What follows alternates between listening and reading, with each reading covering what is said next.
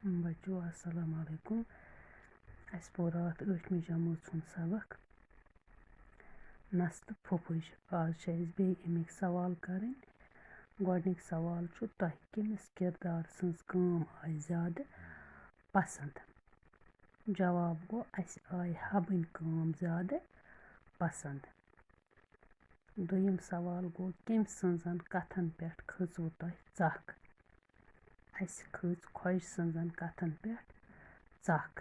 त्रेयम सवाल गो तुह कम सज काम पे गईव खुश। अस गई हबन काम पे खुश। चूरम सवाल गो तह कम सज काम सत आव असन।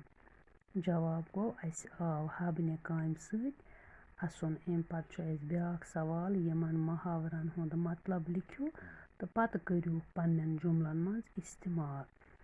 वुचु से मुहावर गो गोड अजे मिंग टोप थवन। मानी गो अमुक कफल। जुमल गो नब ओस अजे मिंग टोप थवान। दुयम गो दंद वजुन। दंद वजुन गो न्याय आसुन लड़ाई आसिन। पान वन गछ न दंद वजुन आसुन। पत गो ब्याक त्रेयम गर करन। यह गो मुहावर अमुक मानी गो गर संभालुन। जुमल गो नोश छ असल पट गर करान। पत गो चूरम वुठन मथन सोब न अनम बेटुन। गो गर गृहस्थी खतर न कह खर्चा आसुन। नबस वोल शिकसन नाल तो ओसुस न वुठन मथन सोब अनम ते। पत गो ब्याक पांचम तलबस रटुन। गो मोहनी कन रटुन। नब रोट खोजन तलबस। तलबस रटुन गो मुहावर मानी गो मोहनी कन रटुन। जुमल गो नब रोट खोजन तलबस।